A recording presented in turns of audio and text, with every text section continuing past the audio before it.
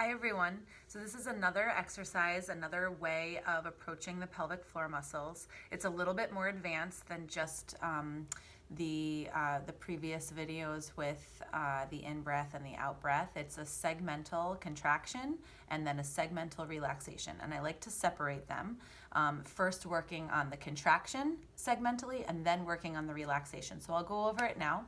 And you want to imagine your pelvic floor muscles having like 4 different levels. Okay, so usually at rest, we have just a little bit of what's called resting tone, and we're going to call that level 1, okay? Level 0 is 0% contraction without pushing.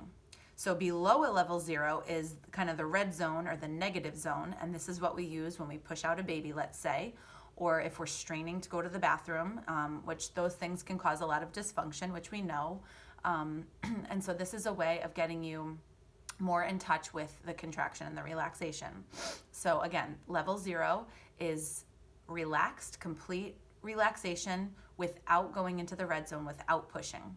A level 1 is usually where we're at, or where we should be at, with just a little bit of resting tone, a little bit of contraction, but not tight, not lifting for dear life, right? And then level 2, 3, and 4 is where we go depending on the demands of our body. So if we're doing something like, let's say we're picking up a pencil from the floor, maybe we only need a level 2 contraction, right, or going to level 2. If we're doing something like lifting the car seat, maybe we need a level 3 contraction. And if we're doing something like squatting like doing a goblet squat with a 35-pound kettlebell, then we need a level 4 contraction, let's just say. Okay, so this is maybe a way of just finding those levels with, of course, linked to your breath.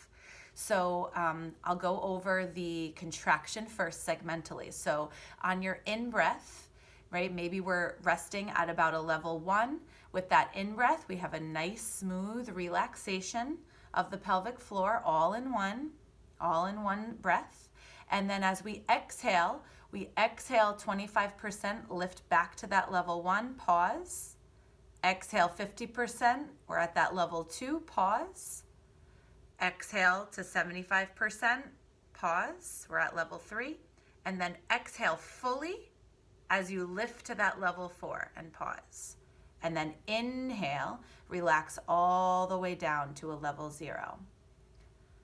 Exhale 25%, your pelvic floor is at level 1. Exhale 50%, pelvic floor is at level 2. Exhale 75%, pelvic floor is at level 3. Exhale fully, pelvic floor is at level 4. And then inhale, drop down, let it go all the way down to level 0, inhale fully. So you can repeat that a couple of times. It's okay if you maybe feel like you can't reach level 3 or level 4, right? It's okay if you can't drop all the way down to a level 0. This is another tool for you to play around with on your own. Let yourself experience it. Again, it takes patience and practice and consistency. If it's not working for you to be upright against gravity, then go into a gravity eliminated position on your back with your legs up over something. And then if you get the hang of that and that feels accessible to you, then you can try the inhalation with the segmental relaxation of the pelvic floor. So this time you'll exhale smoothly and lift the pelvic floor all the way up to a level 4. And then inhale 25%, you'll drop the pelvic floor to a level 3.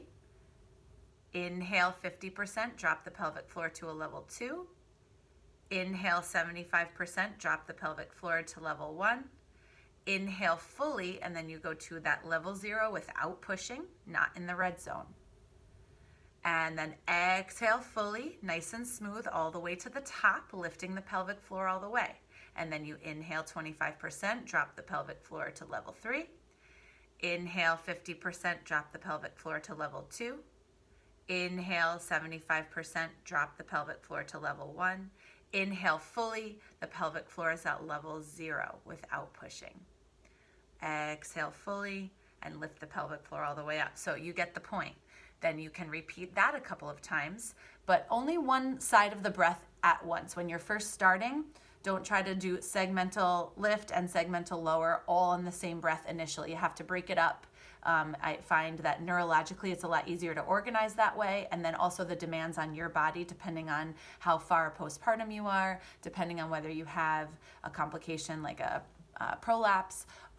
So it just depends on where you're working in your own body. And again, if being up against gravity doesn't work, try going gravity eliminated and see what happens, and vice versa. If you try gravity eliminated and you can't find it, then maybe try giving yourself a little more resistance by coming upright.